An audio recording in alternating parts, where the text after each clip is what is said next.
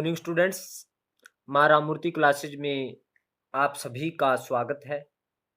Students, आज हम लोग क्लास 11th का सेकंड चैप्टर की एक्सरसाइज 2.3 करेंगे, जिसका जो कंसेप्ट रहेगा फंक्शन। सो स्टूडेंट्स, फंक्शन क्या है? What is function? ये स्टूडेंट इम्पोर्टेंट कंसेप्ट है और बच्चों को इस कंसेप्ट में बहुत सारी दिक्कतें रहती है, तो आपको इसका सिर्फ बेसिक समझना है कि फंक्शन होता क्या है। A function is a special type of relation. Function क्या है? एक स्पेशल टाइप है रिलेशन का, यानी रिलेशन ही हमारे पास फंक्शन है, लेकिन रिलेशन का एक स्पेशल टाइप। वो स्पेशल टाइप है क्या, वो मैं आपको बताने जा रहा हूं। सपोज हमारे पास x and y be two non empty set. हमारे पास x और y दो नॉन एम्प्टी सेट है, यानी खाली सेट नहीं है, उसमें कुछ ना कुछ एलिमेंट है। x और y दो एलिमेंट्स के सेट हैं हमारे पास। And R be a relation from x to Y, और हमारे पास आर क्या है? रिलेशन है फ्रॉम एक्स टू वाई, यानी पहला एलिमेंट एक्स से है, दूसरा वाई सेट से है। देन आर में note relate an element of x. तो स्टूडेंट ऐसा हो सकता है कि आर में जो एलिमेंट है वो कोई एक ऐसा एलिमेंट भी हो सकता है जो वाई के एलिमेंट को रिलेट न करे, यानी उसका वाई एक्स से कोई एलिमेंट है, उसका वाई के किसी एलिमेंट के साथ रिलेशन ना हो, ऐसा हो सकता है। और ऐसा भी हो सकता है और it may relate an element of x to more than one element of y. और ऐसा भी हो सकता है कि कोई एक ऐसा एलिमेंट भी हो जिसका एक से ज्यादा एलिमेंट के साथ रिलेशन हो वाई के। But a function relate each element of x to a unique element of y. लेकिन फंक्शन क्या है? फंक्शन एक यूनिक एलिमेंट यानी के साथ रिलेट करेगा, यानी एक्स जो सेट है उसके जो एलिमेंट है उनकी जो रिलेशन होगी वाई सेट के जो एलिमेंट है उनके साथ, वो यूनिक होगी। यूनिक मींस एक रिलेशन होगी, एक से ज्यादा नहीं होगी। स्टूडेंट्स देखिए, जैसे मैं एग्जांपल के साथ समझा रहा हूं आपको। सपोज एक्स मेरे पास है 1 2 3 4 और वाई क्या है? A B C D. हमारे पास दो सेट है और रिलेशन है हमारे पास एक्स टू वाई। अब देखिए, ये एक्स में क्या है? 1 2 3 4, वाई है ए बी सी डी।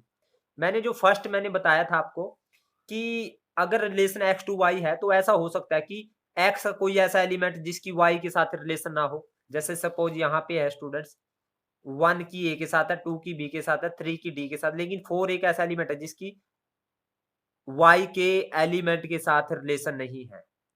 लेकिन इस रिलेशन को हम एक्स टू वाई कहेंगे। रिलेशन तो है, लेकिन रिलेशन में एक ऐसे एलिमेंट भी हो सकते हैं जिनकी वाई वाले एलिमेंट के साथ रिलेशन ना हो, यानी रिलेट ना करे। एक्स के जो एलिमेंट है वो वाई के साथ रिलेट ना करे। तो दिस इज रिलेशन, यानी 1 की ए के साथ है, 2 की बी के साथ है, 3 की डी के साथ है। This is relation. फिर उसने कहा है और it may relate to an element of x. जो एक्स के एलिमेंट है more than one element of y, यानी जो एक्स के एलिमेंट है वो एक से ज्यादा वाई के एलिमेंट के साथ रिलेशन कर सकते हैं। जैसे ये 1 है, 1 की ए के साथ है, 2 की ए के साथ भी है और 2 की बी के साथ भी है रिलेशन, 3 की बी के साथ भी है, 3 की सी के साथ, यानी एक्स के जो ये एलिमेंट है एक से ज्यादा वाई के एलिमेंट के साथ रिलेट कर रहे हैं, यानी 2 की ए के साथ भी है, 2 की बी के साथ भी है, 3 की बी के साथ भी है, 3 की रिलेशन सी के साथ है, 4 की रिलेशन सी के साथ है। ये देखिए, यानी 1 की ए के साथ है, 2 की ए के साथ, 2 की बी के साथ भी है, 2 की ए के साथ, 2 की ए के साथ भी है, 2 की बी के साथ है, 3 की बी के साथ है, 3 की सी के साथ भी है, 4 की सी के साथ है। तो दिस इज आल्सो रिलेशन। अब यहाँ पे जो ये रिलेशन है, ये रिलेशन क्या है स्टूडेंट्स? यहाँ पे 1 की ए के साथ है, 2 की बी के साथ, 2 की सी के साथ है, 3 की बी के साथ है, 4 की डी के साथ है। यानी जो एक्स के जितने भी एलिमेंट है उनकी यूनिक रिलेशन है, यानी एक एलिमेंट के साथ रिलेशन है वाई के। ये देखिए, वाई में 1 की ए के साथ है, 2 की सी के साथ है, 3 की बी के साथ है, 4 की डी के साथ है। अब यहाँ पे देखिए स्टूडेंट्स, यहाँ पे तो एक्स में वो एलिमेंट है, अब इनमें तीनों में डिफरेंस बता रहा हूँ। इस रिलेशन में तो एक्स में वो एलिमेंट भी प्रेजेंट है जिसकी वाई के साथ रिलेशन नहीं है, वाई के एलिमेंट के साथ रिलेशन नहीं है। ये फर्स्ट है। सेकंड में एक्स में वो एलिमेंट भी अवेलेबल है जिनकी एक से ज्यादा रिलेशन है वाई में। ये देखिए, जैसे 2 की 2 एलिमेंट के साथ है, 3 की 2 एलिमेंट के साथ है। और थर्ड रिलेशन में जो हमारे जितने भी एक्स में एलिमेंट है उनकी यूनिक रिलेशन है। यूनिक मीन्स एक के साथ ही रिलेशन है, 2 की भी एक के साथ है, 3 की भी एक के साथ है, 4 की भी एक के साथ है, यानी एक्स में जितने भी एलिमेंट है उनकी यूनिक रिलेशन है। तो फंक्शन क्या है स्टूडेंट्स, मैंने बताया है function relate each element of x to a unique element of y, यानी फंक्शन में प्रत्येक एलिमेंट ऑफ एक्स है जो, यानी प्रत्येक एलिमेंट है जो एक्स का, वो यूनिक एलिमेंट के साथ रिलेशन करेगा। ये देखिए 1 की ए के साथ है, यूनिक एलिमेंट के साथ रिलेशन है।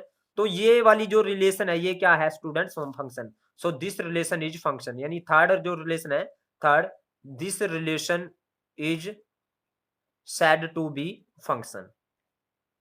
अब स्टूडेंट्स उसने कहा है relation is a special type of function, यानी ये सभी रिलेशन थी लेकिन ये वाली एक ऐसी रिलेशन थी जो स्पेशल टाइप की रिलेशन है, यानी जिस रिलेशन में जो एक्स में जो एलिमेंट है उनका यूनिक एलिमेंट के साथ रिलेशन है, तो इस तरह की रिलेशन को हम कहेंगे स्टूडेंट फंक्शन। तो this relation is said to be function. Students थोड़ा सा और क्लियर करने जा रहा हूं आपको। जैसे मेरे पास ये है एक्स, ये है वाई, अब ये 1 2 3 यहाँ पे ए बी सी, 1 की ए के साथ है, 2 की ए के साथ है, 3 की बी के साथ है।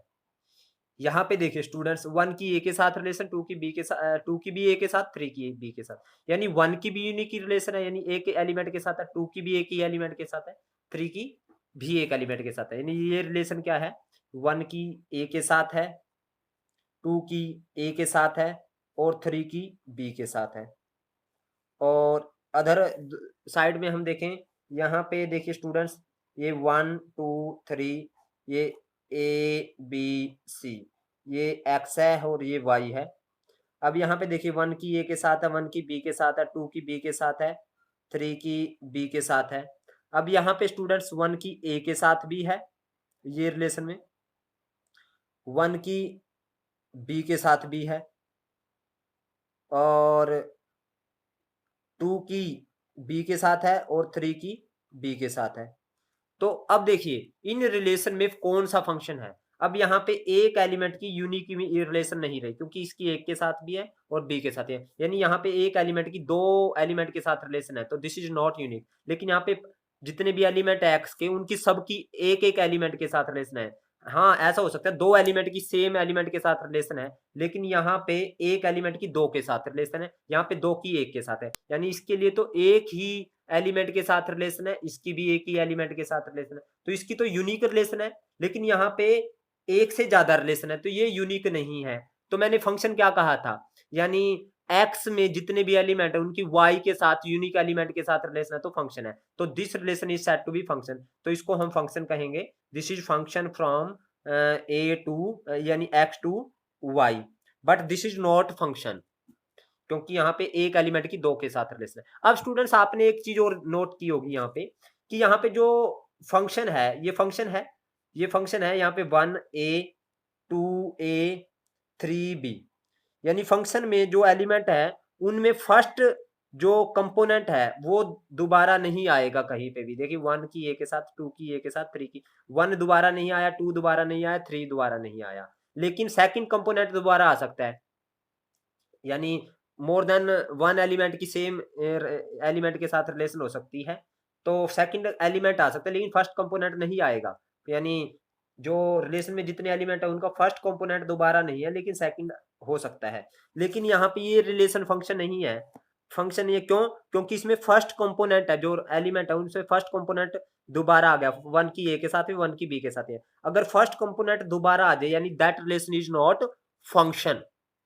अब स्टूडेंट्स बात करते हैं इमेज और प्री इमेज की। What is image? Image the unique element y of y is called the image of the element x of x।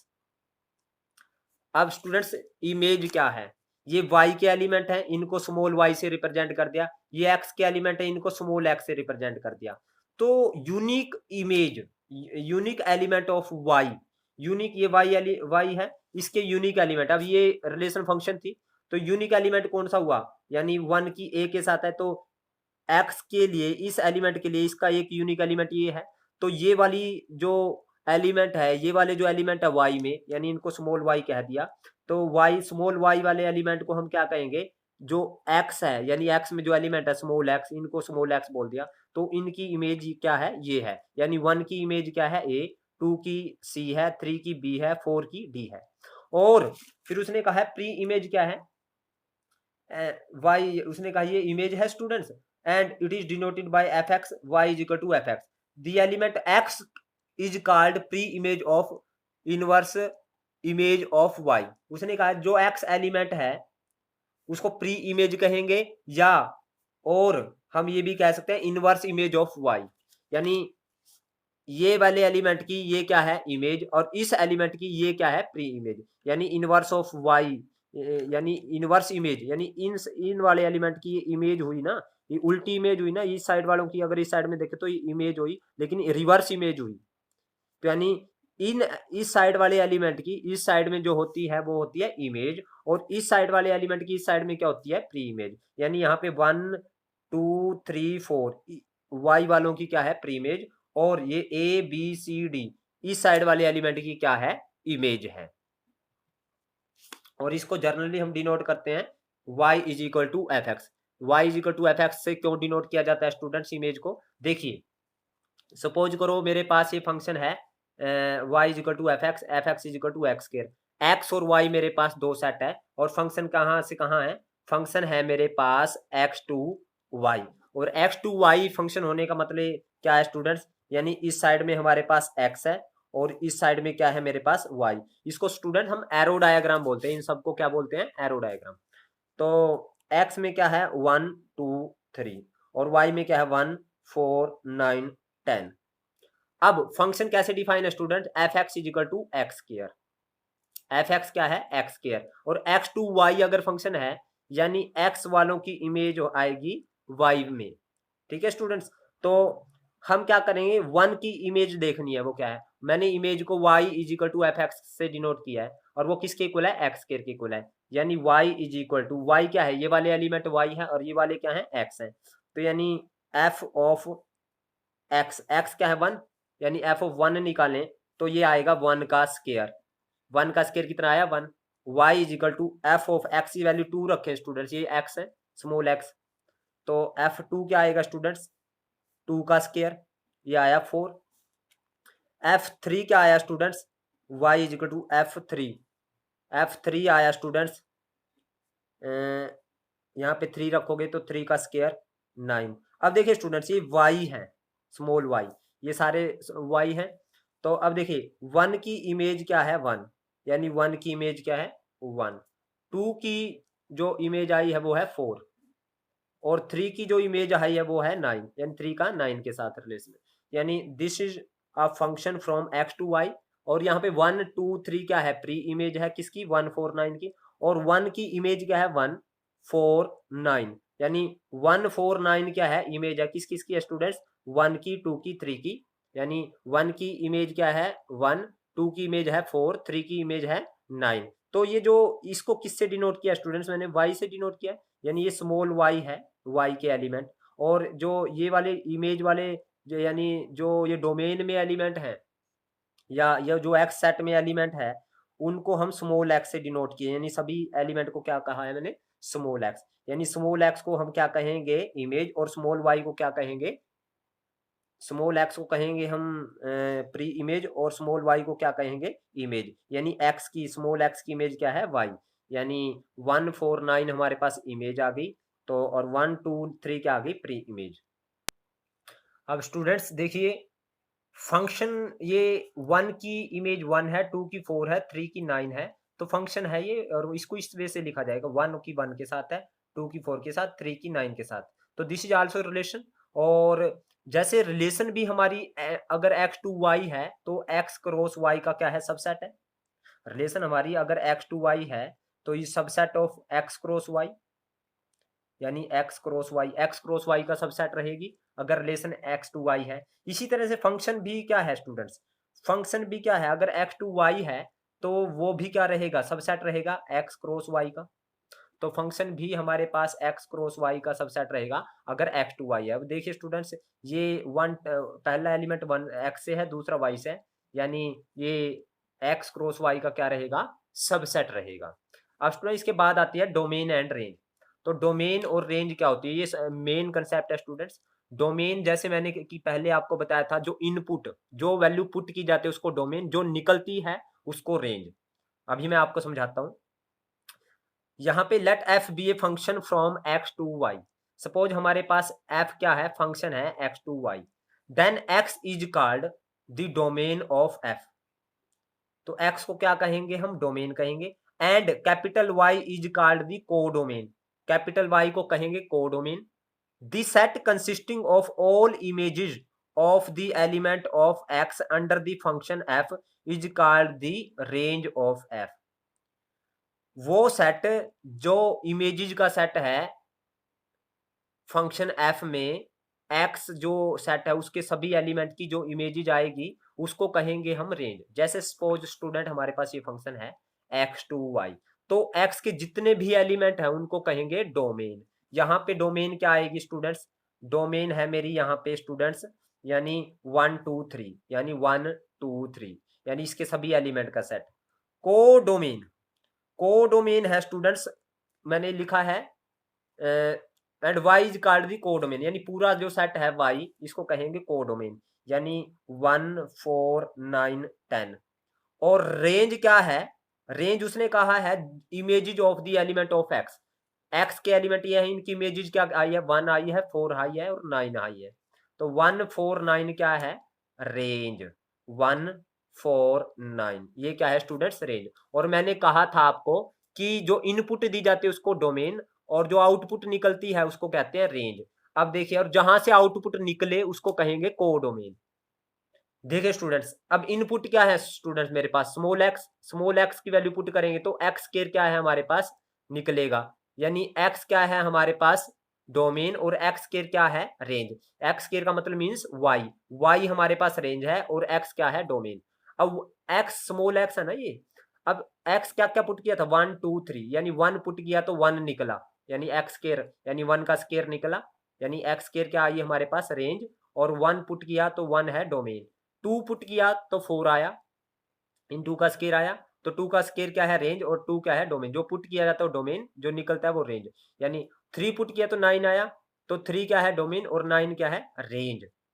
Students, तो हमारे पास जो इनपुट होती है वो डोमेन और आउटपुट होती है वो range. So range of F को क्या लिखा जाएगा स्टूडेंट्स, ये एफ एक्स, जो सारा एफ एक्स है वो क्या है रेंज, यानी एफ एक्स, यानी एफ एक्स क्या मेरे पास एक्स स्क्वायर, तो एक्स स्क्वायर क्या है रेंज है। तो y is equal to f x क्या है स्टूडेंट्स मेरे पास रेंज, यानी जो निकलेगी वो वैल्यू उसको कहेंगे हम रेंज। और स्टूडेंट्स डोमेन और रेंज, यानी डोमेन अगर हम रियल नंबर के लिए बात करते हैं तो कोई फंक्शन हमें गिवन है और उस फंक्शन के लिए हमें डोमेन निकालनी है।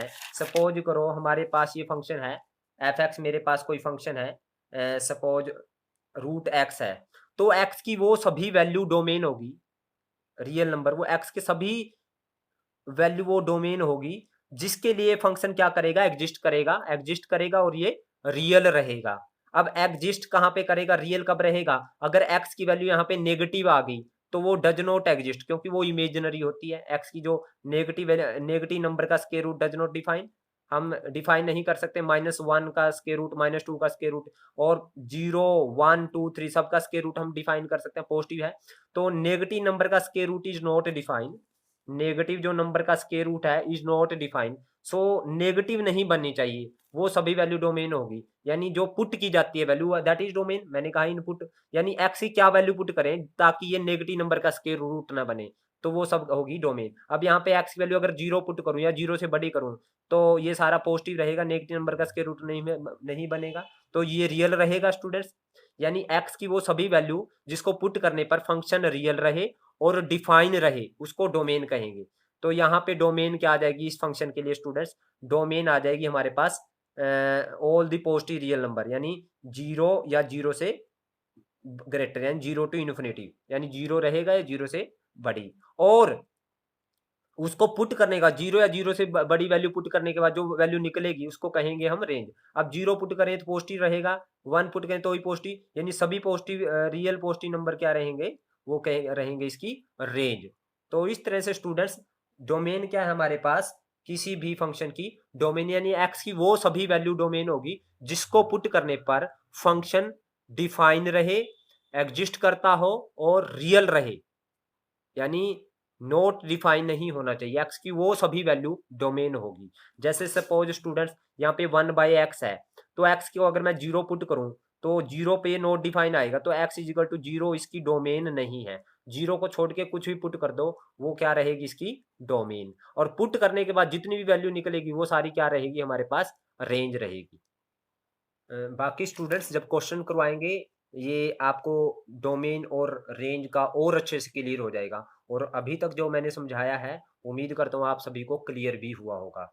बाकी जैसे ये फंक्शन है मेरे पास x-3, अब इसकी डोमेन क्या रहेगी, यानी x की वो सभी वैल्यू डोमेन रहेगी जिसके ऊपर ये फंक्शन रियल रहे। यानी रियल कब रहेगा, जब ये अंदर पॉजिटिव नंबर का स्क्वायर रूट रहेगा। और पॉजिटिव कहाँ पे रहेगा ये, यानी अगर x की वैल्यू 3 या 3 से बड़ी पुट करें तो ये पॉजिटिव रहेगा, यानी 3 या 3 से बड़ी वैल्यू पे क्या है स्टूडेंट्स, इसकी डोमेन है। तो ये क्या है, डोमेन है। तो ये कैसे निकाली जाएगी, ये सब मैं आपको सिखाऊंगा। जैसे यहाँ पे 1/x-4 है, अगर x की वैल्यू 4 पुट करूं तो ये नॉट डिफाइन बन जाएगा, क्योंकि डिनोमिनेटर में 0 हो जाएगा। तो x is not equal to 4 इसकी डोमेन नहीं है, यानी x की वैल्यू 4 इसकी डोमेन नहीं है। 4 के अलावा सभी इसकी डोमेन है। तो ये सब चीजें मैं आपको सिखाऊंगा स्टूडेंट्स, जब क्वेश्चन आएंगे वो कैसे निकाली जाती है डोमेन, वो सब बताऊंगा। लेकिन डोमेन स्टूडेंट सिंपल से आपको एक चीज बता रहा हूं कि x की वो सभी वैल्यू डोमेन होती है जिसको पुट करने पर फंक्शन रियल रहे, एग्जिस्ट करता हो, नॉट डिफाइन न बने। तो that is domain of the function. वैसे मैंने आपको ये सब चीजें मैंने आपको बता ही दी है कि यहाँ से जो इनपुट होती है वो डोमेन, जो आउटपुट निकलते हैं रेंज, और को डोमेन जहां से आउटपुट निकली है। आउटपुट कहां से निकले, 149 वाई सेट से निकली है। तो ये वाई सेट क्या है, को डोमेन है। अब स्टूडेंट्स आपको some special type of function बताता हूँ। Some special type of function में हमारे पास सबसे पहले है real value function. Real value function क्या होते हैं, एक function f is from a to b is said to be real value function if a and b are set of real number। अगर हमारे पास a और b दो set हैं और दोनों में रियल नंबर हैं, तो हम a to b जो सेट होगा उसको रियल वैल्यू फंक्शन कहेंगे स्टूडेंट। सेकंड है polynomial function. All function of the type ax plus b, ax square plus bx plus c, ax cube plus bx square plus cx plus d etcetera are called polynomial function. इसकी general जो notation मैं बता रहा हूँ students आपको, a naught x की power n, a1 x की power n-1, a2 x की पावर n-2। ये इस तरह की जो फॉर्म है उसको कहेंगे हम polynomial function. Where a nought is not equal to 0, a nought 0 नहीं होना चाहिए। और जो n है, जो पावर है, वो नॉन नेगेटिव इंटीजर होनी चाहिए, यानी पॉजिटिव इंटीजर होनी चाहिए। जो पावर ये पॉजिटिव इंटीजर होनी चाहिए। इसे हम कहेंगे students polynomial of degree n, यानी डिग्री n का है। अब n की वैल्यू 1 2 3 4 कुछ भी हो सकता है। अगर n की वैल्यू 1 है तो लीनियर, जैसे ये लीनियर है। n की वैल्यू 2 है तो क्वाड्रेटिक, जैसे क्यूबिक 3 है, एंड सो ऑन। थर्ड है हमारे पास रेशनल फंक्शन।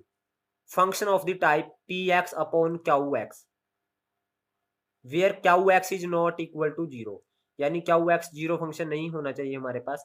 इस तरह की फॉर्म के फंक्शन को हम कहेंगे रेशनल फंक्शन। जैसे 1/x, 3x plus 5 upon 2x square plus 8x plus 5, यानी these are the example of the rational function. Fourth है स्टूडेंट्स ऑड फंक्शन। एक फंक्शन को हम ऑड फंक्शन कहेंगे अगर फंक्शन में x की जगह -x रखें और वो -f(x) के इक्वल आ जाए, तो उसको हम ऑड फंक्शन कहेंगे। जैसे स्टूडेंट्स मैंने फंक्शन मेरे पास है 5x, अब मैंने x की जगह -x रखा, तो यहाँ पे भी x की जगह -x रख दिया, तो f -x हमारे पास -5x के इक्वल आया। तो -5x को मैंने क्या कहा था, fx, तो ये -fx के इक्वल आया। 5x की वैल्यू मैंने fx रख दी स्टूडेंट, तो f -x हमारा -fx के इक्वल आया। तो इस फंक्शन को कहेंगे हम ऑड फंक्शन। यानी अगर हमें ऑड और ऑड फंक्शन चेक करना है तो हम एक्स या माइनस एक्स रखेंगे। अगर सारे फंक्शन में माइनस का फर्क आ जाए यानी माइनस कॉमन आ जाए तो उस फंक्शन को कहेंगे हम ओड फंक्शन। जैसे यहाँ पे 7x³ + 2x, एक्स ही जहाँ माइनस एक्स रखा तो ये -7x³ - 2x माइनस कॉमन लिया तो ये दोबारा से वही सेम चीज बन गया। तो यानी f - x = -fx आ गया। तो this function is odd function. Next है students even function. Even function में अगर f फंक्शन में -x रखें और वो fx के इक्वल आ जाए, दोबारा वही बन जाए, तो उसको कहेंगे हम इवन फंक्शन। जैसे स्टूडेंट्स हमारे पास है fx x² + 7, x ही जहाँ -x रखा यहाँ भी -x रखा तो अगेन ये x² + 7 वही सेम चीज बन गया। तो this function is even function. और एग्जांपल दे देता हूँ स्टूडेंट, जैसे fx = x⁴ + x² + 5, अगर इसमें -x रखेंगे तो दोबारा से यही फंक्शन बन जाएगा। तो this function is even function. अब आगे students some important function and their graph, कुछ इंपॉर्टेंट फंक्शन और उनके ग्राफ के बारे में डिस्कस करते हैं। सबसे पहले है आइडेंटिटी फंक्शन। आइडेंटिटी फंक्शन क्या है स्टूडेंट्स?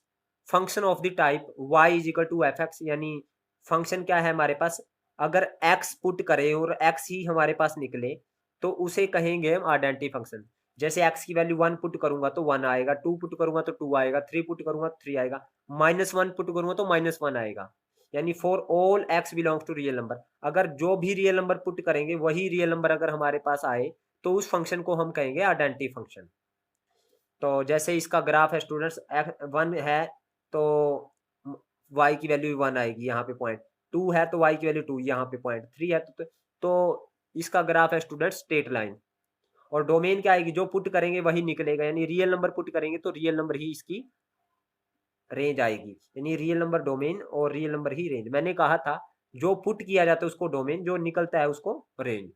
तो डोमेन भी रियल नंबर और रेंज भी रियल नंबर। अब student constant function y = fx = c क्या है स्टूडेंट्स? कोई भी कांस्टेंट वैल्यू उसको हम c कहेंगे। जैसे मैंने मैंने यहाँ पे 4 ले लिया, आप 5 3 2 -5 6 कुछ भी ले सकते हो। मैंने y = fx की वैल्यू क्या ली 4। अब x की वैल्यू 1 रखेंगे तो 4 आएगा, 2 रखेंगे तो भी 4 ही रहेगा, 3 रखेंगे तो 4 रहेगा। तो दिस इज कांस्टेंट फंक्शन जो चेंज ना हो। तो इसका ग्राफ कैसा रहेगा स्टूडेंट्स? जैसे x की वैल्यू 1 रही तो y की वैल्यू हमारे पास 4, x की वैल्यू 2 ली तो y की वैल्यू 4, 3 लेंगे तो y की वैल्यू 4, यानी ये स्ट्रेट लाइन आएगी स्टूडेंट इस तरह से।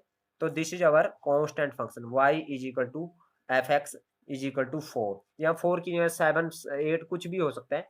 तो इस तरह से स्टूडेंट इसका जो ग्राफ आएगा।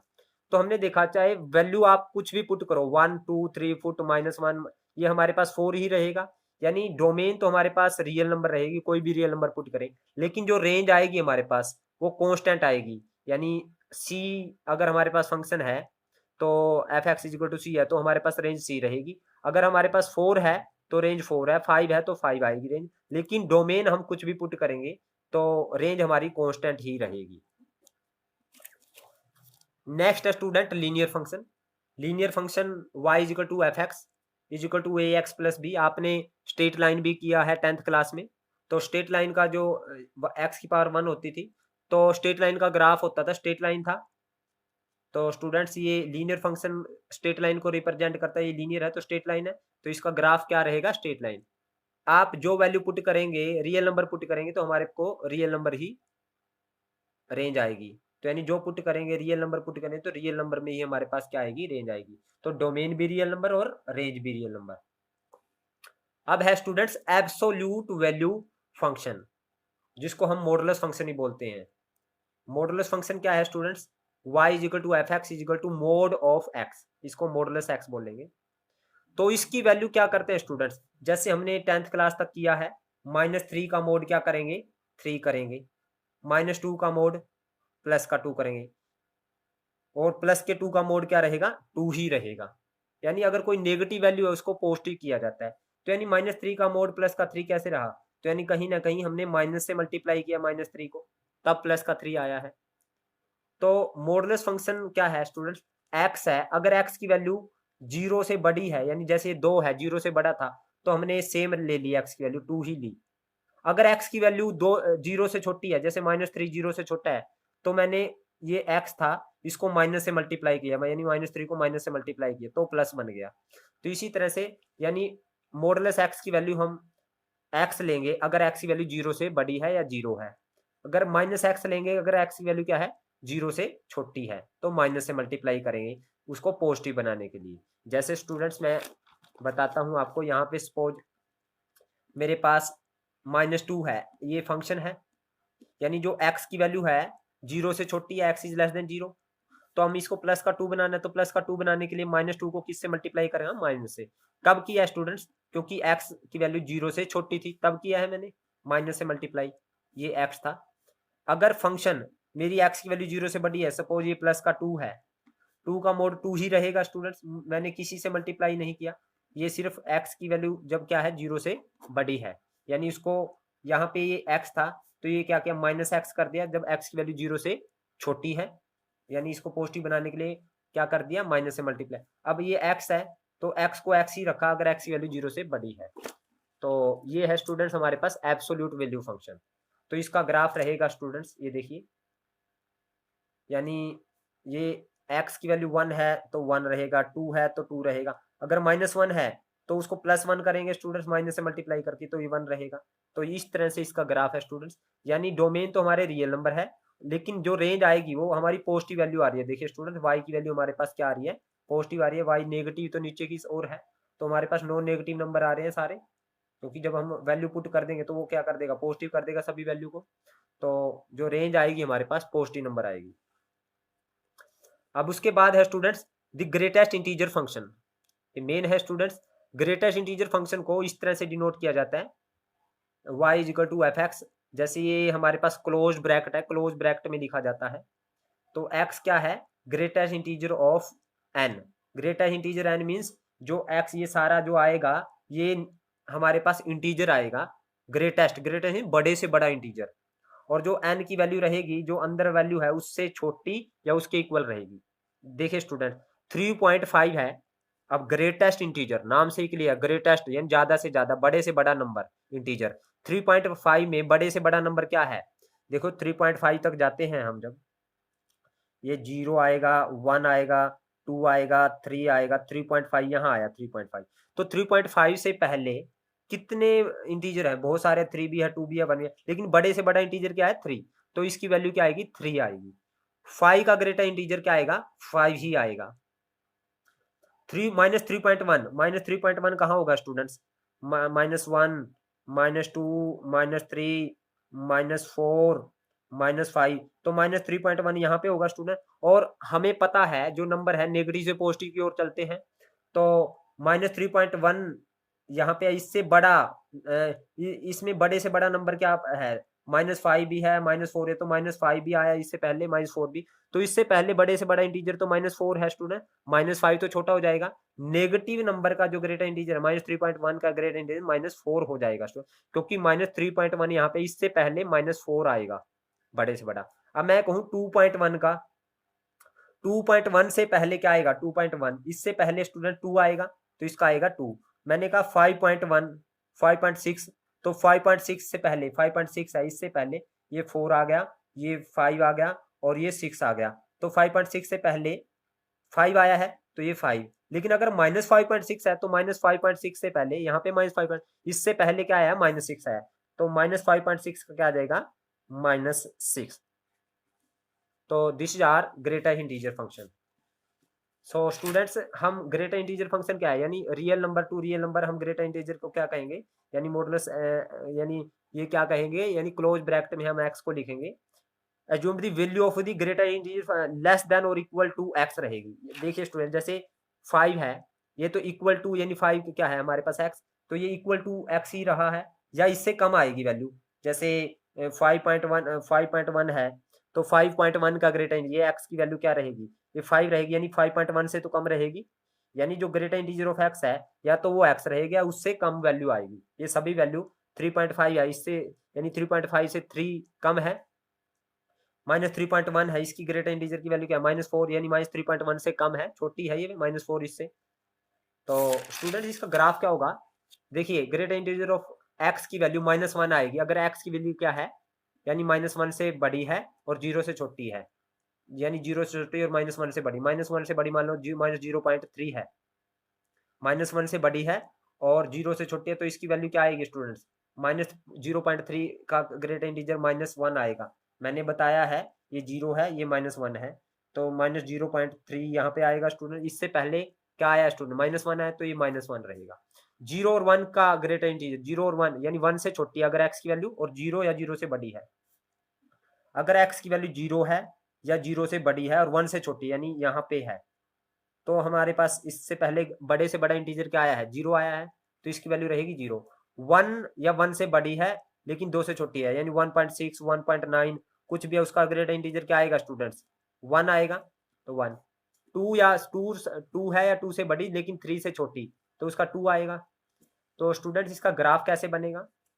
देखिए, जब x की वैल्यू 0 है, -1 से बड़ी और 0 से छोटी, -1 से बड़ी इस साइड में है, 0 से छोटी, तो ये वैल्यू क्या रहेगी हमारे पास? -1 आएगी स्टूडेंट्स, ये -1 है, तो ये यानी -1 से बड़ी -0.8 का भी यही आएगा, -1 -0.7 का ही, -0.4 का ही, -0.3 का ही, तो ये सारी वैल्यू यहाँ पे आएगी। लेकिन 0 का भी क्या आएगा? 0 का क्या रहेगा स्टूडेंट? अगर 0 आएगी तो वो 0 रहेगा, यहाँ पे रहेगा, यानी लेकिन -1 से जितनी भी छोटी वैल्यू, 0 से छोटी वैल्यू उनका यहाँ से -1 तक रहेगा, यानी ये यहाँ पे स्टूडेंट मैंने खाली लिख दिया, ये एम्प्टी कर दिया मैंने, ये जो सर्कल को एम्प्टी है स्टूडेंट्स, ये एम्प्टी सर्कल है। इसके बाद जब 0 है, 0 है, 0 पे कितनी है स्टूडेंट्स? 0 पे तो 0 रहेगी, लेकिन 0 से जैसे ही बड़ी होनी स्टार्ट हुई तो उस पे वैल्यू क्या रहेगी? 0 से बड़ी, यानी ये 0 ही रहेगी स्टूडेंट्स, 1 तक तो हमारे पास यहाँ तक, तो ये 0 ही रहेगी। ओके, अब इसके बाद 1 से जैसी बड़ी होनी स्टार्ट हुई तो वैल्यू क्या आई? 1 से बड़ी पे, 1 से 1.1, 1.2 सारी वैल्यू क्या रहेगी? 1 रहेगी। 1 पे भी 1 है, और 1.1, 1.2 यहाँ तक सारी की सारी 1 रहेगी, लेकिन 2 से छोटी रहेगी। जब 2 से छोटी यानी इससे छोटी, इस साइड में जितनी भी वैल्यू है उनकी वैल्यू क्या रहेगी? 1 रहेगी, तो ये आया। इसी तरह 2 से बड़ी जब होएगी और 3 से छोटी, तो 2 से जैसे ही बड़ी होनी स्टार्ट हुई तो उनकी वैल्यू आएगी 2, और 3 से छोटी यानी 3 से छोटी इससे इस साइड में। तो इस तरह से स्टूडेंट ग्रेटर इंटीजर का जो ग्राफ है, फिर आगे 3 से बड़ी और 4 से छोटी पे 3 रहेगी वैल्यू, सारी ये 3 रहेगी, 3 के सामने ये देखिए। तो इस तरह से जो ग्रेटर इंटीजर का जो ग्राफ है, 2 और 3 के बीच में वैल्यू क्या रहेगी? 2, ये देखिए 2 है, 2 और 3 के बीच में। 3 और 4 के बीच में 3 रहेगी, ये देखिए 3 के सामने है, 3 और 4 के बीच में जो वैल्यू है। तो this is our greater integer graph. अब इसके बाद student fractional part function. Fraction part function को x minus greater integer of x से डिनोट किया जाता है, और x की वैल्यू कुछ भी हो, ये हमारे पास जो वैल्यू आएगी 0 और 1 के बीच में आएगी। सपोज मेरे पास x की वैल्यू है, फॉर एग्जांपल x की वैल्यू मैंने ली 5.3, तो 5.3 माइनस 5 का ग्रेटेस्ट इंटीजर, 5.3 का ग्रेटेस्ट इंटीजर, तो क्या आएगा सर? 5.3 माइनस 5.3 का 5, तो ये कितना आया? 0.3। 0.3 क्या है? 0 और 1 के बीच में रहेगी वैल्यू। इसी तरह कोई और वैल्यू पुट करते हैं, -2.5 रखते हैं एक्स की वैल्यू, तो एक्स -2.5 रखें, तो हमारे पास एफ एक्स आएगा -2.5 माइनस 2.5 का ग्रेटर इंटीजर। अब -2.5 का ग्रेटर इंटीजर -3 आएगा स्टूडेंट्स, क्योंकि नेगेटिव है, तो -2.5 माइनस इसका -3 माइनस प्लस का 3, तो आएगा 0.5। तो 0.5 भी क्या है स्टूडेंट? 0 और 1 के बीच में है, यानी हमारे पास जो फ्रैक्शनल पार्ट फंक्शन है, इसकी जो वैल्यू आएगी, रेंज आएगी, वो 0 और 1 के बीच में आएगी, और डोमेन कुछ भी पुट कर सकते हैं स्टूडेंट्स हम। तो ये डोमेन है इसकी, ऑल रियल नंबर, और रेंज क्या है? 0 से 1।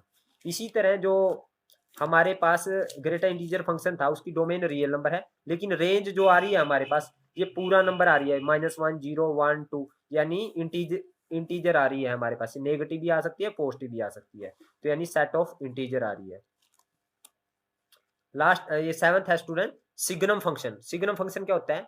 यानी फंक्शन को हम इस तरह से डिफाइन करते हैं, अगर एक्स की वैल्यू 0 से बड़ी हो तो हम वैल्यू 1 लेते हैं फंक्शन की, 0 है तो 0 लेते हैं, और 0 से छोटी है तो -1 लेते हैं। जैसे मेरे पास रियल नंबर है, यहाँ पे भी रियल नंबर है, एक्स की वैल्यू 0 से जितनी भी छोटी है, ये देखिए उनकी सभी की जो इमेज है वो -1 आ रही है, और 0 पे 0 है, और 0 से जितनी बड़ी वैल्यू है सभी रियल नंबर की, इमेज क्या है 1 है। तो this is our signum function, यानी एक्स वैल्यू 0 के लिए 0 से बड़ी पे हम 1 लेते हैं वैल्यू, एक्स वैल्यू 2 भी रखेंगे फंक्शन में, F2 रखेंगे तो भी वैल्यू क्या आएगी 1, F3 रखेंगे तो भी वैल्यू क्या आएगी 1। 0 से बड़ी जितनी वैल्यू रखेंगे उस पे फंक्शन की वैल्यू 1 आएगी, और 0 से 0 पे रहेगी 0, और जब 0 से छोटी वैल्यू रखेंगे फंक्शन में तो -1 आएगी। तो this is graph of signum function, यानी 0 से बड़ी इस साइड में एक्स की वैल्यू, तो 0 से बड़ी पे 1 है, ये देखिए ये यहाँ पे भी 1 है, यहाँ पे भी 1 है, इसके सामने भी 1 है, इसके सामने भी 1 है, 0 पे 0 है, लेकिन 0 से छोटी है एक्स की वैल्यू, इस पे -1 है, ये देखिए। और लास्ट है स्टूडेंट्स हमारे पास पावर फंक्शन। पावर फंक्शन क्या है? Function of the type x की पावर एन, वेयर एन क्या है पॉजिटिव इंटीजर, एक्स एन की वैल्यू क्या है पॉजिटिव पावर होनी चाहिए। तो जैसे एन की वैल्यू 2 है हमारे पास, तो एक्स स्केयर आएगा फंक्शन, तो एक्स स्केयर का ग्राफ ये है स्टूडेंट्स। यहाँ पे जो वाई की वैल्यू है सभी पॉजिटिव है, वाई नेगेटिव नहीं है, तो यहाँ पे डोमेन रियल नंबर है और रेंज क्या है पॉजिटिव रियल नंबर। और एक्स क्यूबिक फंक्शन है, तो एन की वैल्यू जब 3 पुट की तो इसका जो ग्राफ ये है, यहाँ डोमेन पॉजिटिव नंबर भी आ रही है, डोमेन तो कुछ भी है लेकिन रेंज हमारे पास क्या है पोस्ट रियल नंबर है। देखिए पॉजिटिव रियल नंबर भी है, नेगेटिव रियल नंबर भी है, यानी डोमेन भी रियल नंबर है और रेंज भी रियल नंबर है। यहाँ से एक चीज क्लियर है, अगर एक्स की पावर इवन होगी तो वाई की वैल्यू हमेशा पॉजिटिव रहेगी, यानी इवन वैल्यू के लिए रेंज हमेशा पॉजिटिव रहेगी, और ओड वैल्यू के लिए रेंज पॉजिटिव भी रहेगी और नेगेटिव भी रहेगी। यानी अगर 3 रखेंगे तो पॉजिटिव भी आएगी और नेगेटिव भी आएगी, यानी -3 का की क्यू -27, लेकिन -3 का स्केयर तो 9 ही रहेगा। तो यानी इवन वैल्यू के लिए हमारे पास रेंज पॉजिटिव रियल नंबर रहेगी, लेकिन ओड वैल्यू के लिए रेंज क्या रहेगी रियल नंबर रहेगी, यानी पॉजिटिव भी आएगी नेगेटिव भी आएगी, लेकिन डोमेन दोनों में फिक्स रहेगी। सो स्टूडेंट्स इस वीडियो में इतना ही, आज के लिए हम इंट्रोडक्शन ही करेंगे, बाकी जो एक्सरसाइज के क्वेश्चन हैं वो हम नेक्स्ट वीडियो में डिस्कस करेंगे। उम्मीद करता हूँ आपको मेरी वीडियो समझ आई है, अगर आपको समझ आए तो आप इस वीडियो को लाइक करें, कमेंट करें और ज़्यादा से ज़्यादा शेयर करें। Thank you very much.